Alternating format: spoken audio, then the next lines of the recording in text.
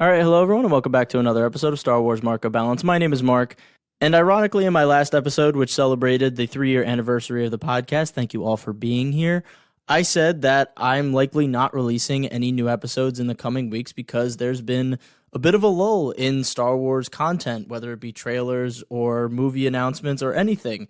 And then ironically, a couple days after I recorded that, the Mandalorian and Grogu movie was announced out of nowhere on all of the Star Wars social media pages. So now I'm here talking to you guys about this very odd announcement. The movie will be directed by Jon Favreau. It'll be co-written by Dave Filoni and Jon Favreau. And the movie will be the culmination of Mandalorian Season 4. So Mandalorian Season 4 is still apparently happening. It'll be 6 episodes, and it'll lead directly into this new film that was just announced. I find this whole situation to be very weird, and it makes me extremely scared about what exactly this movie is and how it came to fruition. One, the biggest thing for me is the fact that this wasn't announced at Star Wars Celebration last April, along with the other 3 movies done by Dave Filoni, Charmise Obaid-Chinoy, and James Mangold. Star Wars Celebration is the biggest stage for announcing Star Wars projects, and the fact that this was just announced on a whim on social media pages on a random Tuesday with a 2-paragraph article feels very weird and kind of undercuts the fanfare and excitement that this should be for Star Wars fans. I mean, we haven't seen a Star Wars movie in the movie theaters since Rise of Skywalker in 2019. And I think most of us can agree that that was very disappointing and was a bad conclusion to the Skywalker saga. Now, 5 years later, the next Star Wars movie we're going to see is just kind of announced on a social media post. That's very weird to me. I'm not saying plans can't change and maybe they were going through development and they're like, oh, well, this story would really do better on the big screen. I totally respect that. But Disney has never planned anything and has never given me the confidence in them that they aren't just throwing stuff at the wall to see what sticks. I think Jon Favreau and Dave Filoni have been consistently handcuffed in their creativity by Disney executives, especially after season 2 of The Mandalorian, where I feel like the Mandoverse has kind of just started to crumble. There's some good moments here and there, but between the Book of Boba Fett, Mandalorian season 3, the end of Ahsoka, and now this whole debacle, it just feels like Disney doesn't exactly know what they're doing, or at least want to do with this time period in the galaxy far, far away. The other thing that comes to mind is the fact that it is going into production in 2024. And by all accounts, Pedro Pascal, his 2024 schedule is completely booked by The Last of Us Season 2 and Gladiator 2. And I'm sure he's a part of a bunch of other projects. He's literally the hottest actor in Hollywood right now. And I think it was basically confirmed that this schedule would prevent him from being on set for Mandalorian Season 4. Again, he wasn't on set for Mandalorian Season 3, so they were going to have back-to-back seasons without Pedro Pascal showing his face as Din Djarin. That was very scary for Mandalorian fans because we felt that when he did show his face, that was really the emotional core of the show, of him and Grogu's connection. And when that wasn't present in Season 3, it really took a lot of wind out of the sails of the show. So now it seems that the movie might be able to draw him back in because obviously it's a Star Wars movie. Being the lead in a Star Wars movie is kind of a once-in-a-lifetime opportunity. Is that going to suddenly free up his schedule? I don't know. One of the other questions that this whole announcement makes me ask is that there was a big controversy a couple weeks ago. Again, controversy in the fact that it's a social media controversy. Not every Star Wars fan is a part of this, but I just have to talk about it as if it is every Star Wars fan. But essentially, the director of the new Rey movie, Charmise Obaid-Chinoy, made a comment on CNN essentially saying, it's about time that a woman shaped the future of the Star Wars galaxy, referring to her being the first woman director of a Star Wars movie, which in its own right is a huge milestone, and I don't think she had any malicious intent when she did say that. I think she was just acknowledging, like, hey, we've never had a Star Wars director be a woman for a movie. That's a big deal. But, you know, the way it came off and the way people interpreted it was her saying that Star Wars has never had any women shaping its stories, which everyone knows is false. Bryce Dallas Howard has directed plenty of episodes in the Mandoverse. Deborah Cho directed the entirety of the Obi-Wan series. Carrie Fisher, obviously as Leia, has been an integral part of Star Wars since the 70s. Kathleen Kennedy is the head of Lucasfilm, and most of her staff, I think it's 50 or 60% of her staff are women. The main character of the sequel trilogy is Rey, a woman. So there's a lot of ways to just disprove what she was saying. So a lot of people took rightful offense to that, saying that, all these women that have contributed to Star Wars kind of get undercut by her saying this. Again, I don't think there was any malicious intent in what she said, but of course, both sides of the media had to run wild with it. The freaks on the right were like, oh, Star Wars is woke now. Oh my goodness, stay away from Star Wars. And then all the people on the left were like, women empowerment, girl power, Star Wars has always been misogynistic because it's had men in leading roles for far too long. And it just, both of them became extremely toxic and, of course, revved up everyone in the middle. And we got this whole artificial social media controversy based on this one comment that I really don't think was meant to be like, oh, men are terrible, women are the only ones that can make good Star Wars. Because, matter of fact, women and men have both made terrible Star Wars and have made really good Star Wars. So all of it is just dumb, but of course it's social media, so it becomes radioactive. Regardless, I think that maybe Disney and Lucasfilm saw this controversy and said, ooh, maybe we should announce that Mandalorian and Grogu movie that we were kind of considering. And that's how this kind of came to be. Do I think that's true? I mean, probably not. I know a lot of money and resources and planning goes into making a movie, regardless of how I feel about Disney's planning. I know that they can't just be like, oh, let's just make a movie now. Like, I get that. But everything about the announcement is so rushed feeling. I mean, the concept art doesn't really tell the story about what this movie will be about. The article is like 2 paragraphs long. Jon Favreau kind of just says a vanilla like, oh, I like telling stories in George Lucas's galaxy. I can't wait to tell another. And the next paragraph is like, Dave Filoni and Jon Favreau will be writing it together. Jon will be directing. Oh, and by the way, Ahsoka Season 2 has been greenlit, like just randomly thrown in there. Like they needed another sentence to make sure it was a full article. So they're like, how about we throw Ahsoka Season 2 in there? That'll fill up the word count, right? Now we can consider it an official announcement. So it feels rushed. Even if it isn't in response to the controversy and all that, it just feels like it is. And so now we just have this amalgamation of questions and weird feelings surrounding something that should be universally praised, because yes, we're getting another Star Wars movie, but I've never felt this apathetic towards a Star Wars movie announcement before. And I think a lot of people I've talked to share the same sentiment. I mean, I'm not saying I needed a trailer, but like, I think it would have been cool if it was just like a dropped trailer and it was like 60 seconds and it was like concept art, maybe Jon Favreau talking, Dave Filoni talking, and then the reveal of maybe what the title will look like or something like that, just to kind of get the juices flowing. But they were just like, there you go, Instagram post, Twitter post, there you go. I was like, okay, woohoo, yay. I think the fact that Season 3 of Mandalorian, again, was lackluster also kind of contributes to this. A lot of people were like, I'm not really feeling Star Wars anymore because I only like The Mandalorian, and now The Mandalorian Season 3 isn't that great, so I'm kind of outie. So I think that really tempered the excitement for this announcement for a lot of people as well.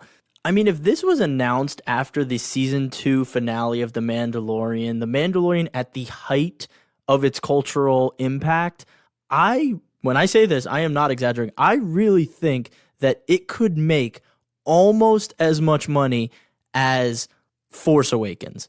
I know that is probably insane to say, but I just think the cultural impact that The Mandalorian had on Star Wars fans and non-Star Wars fans would make so much money, especially with such an emotional finale. Thinking back on what I just said, I think that's probably wrong because I think Force Awakens is the highest domestically grossing movie in box office history in the United States.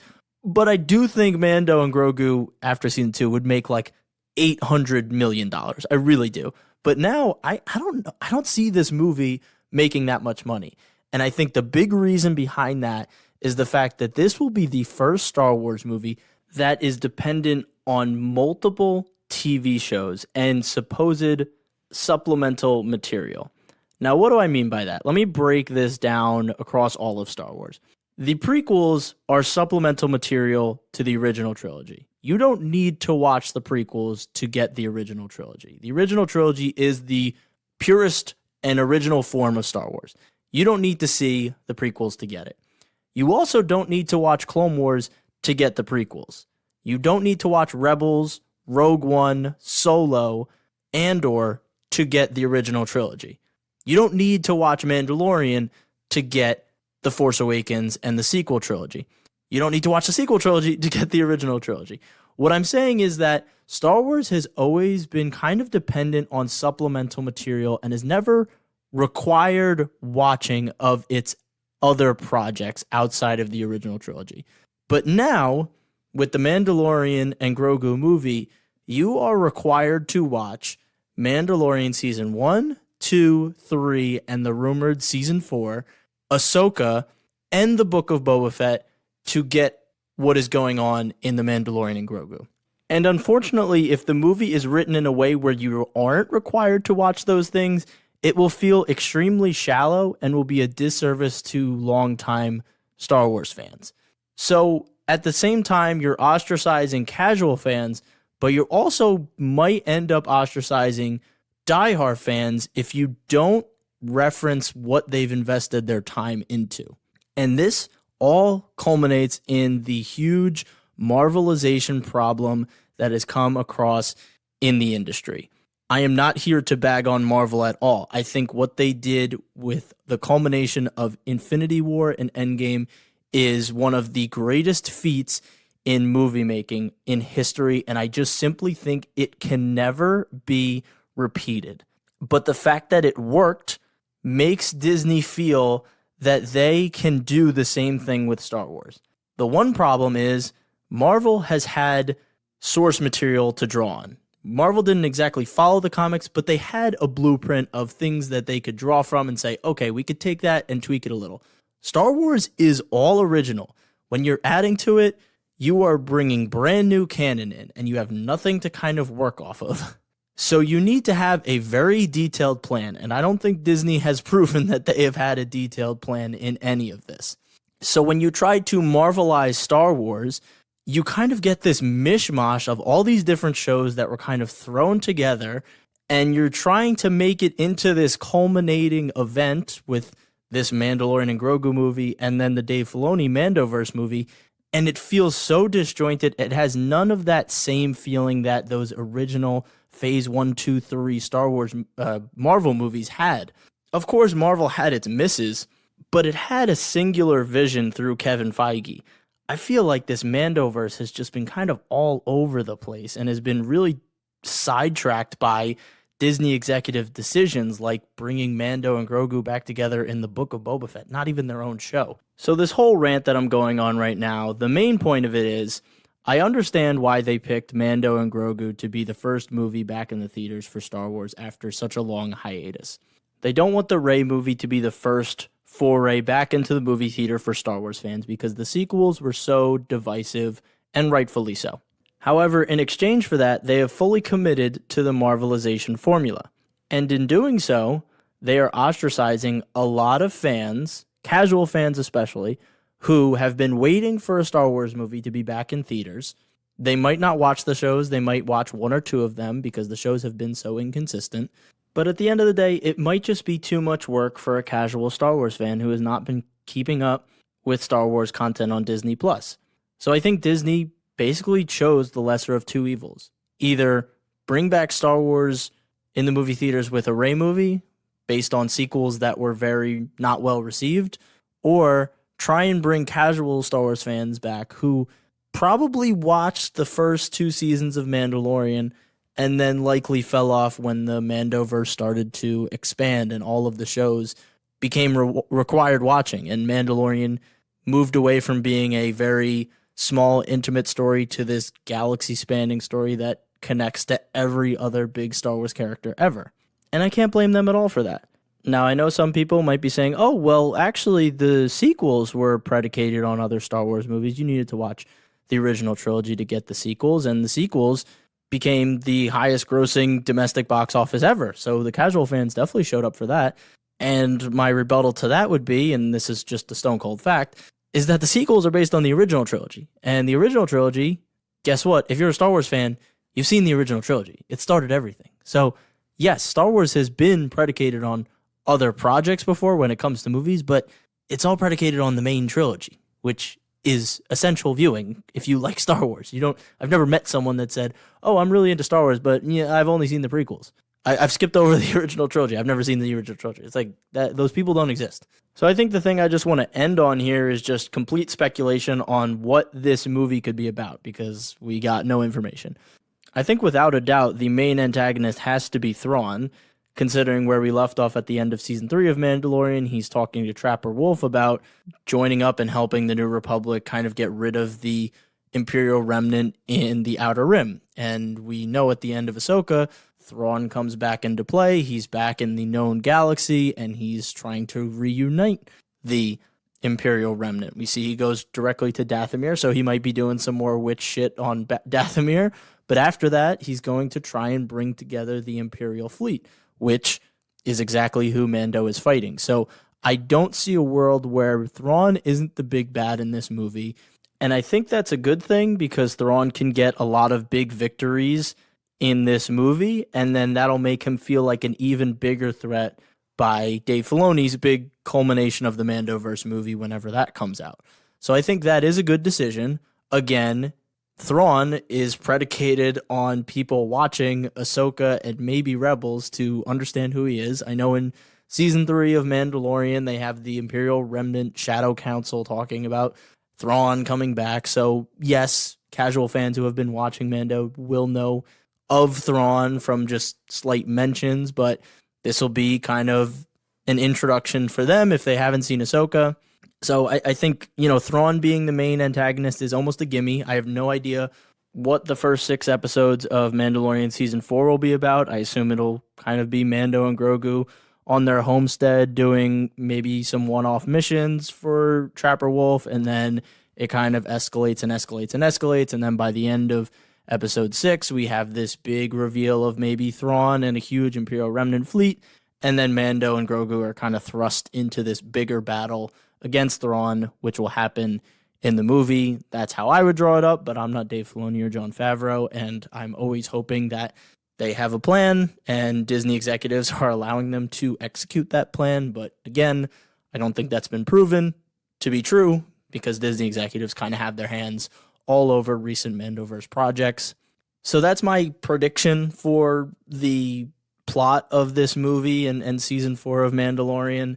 Again, it just introduces more required watches for casual fans if they hadn't seen Mandalorian Season 3 or Ahsoka, kind of feeding into this whole argument I'm making around the Marvelization of Star Wars.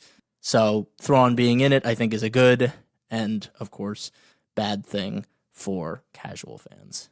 So I think that kind of wraps up this episode. I've been talking for a very long time about a very small announcement, but I think it is a loaded announcement with a lot of things that need to be discussed, like the questions and where this came from and the plan, and does Disney have a plan, and all this stuff. I'm sure Jon Favreau and Dave Filoni in the background were considering making a movie out of this. I know there were some rumors, so I'm sure this isn't out of the blue, but it just feels that way as someone not in the loop, and it feels very put together and rushed, and that makes me scared, as I think it makes a lot of people in the Star Wars fandom. As always, I'm always rooting for Star Wars. I hope this movie is good.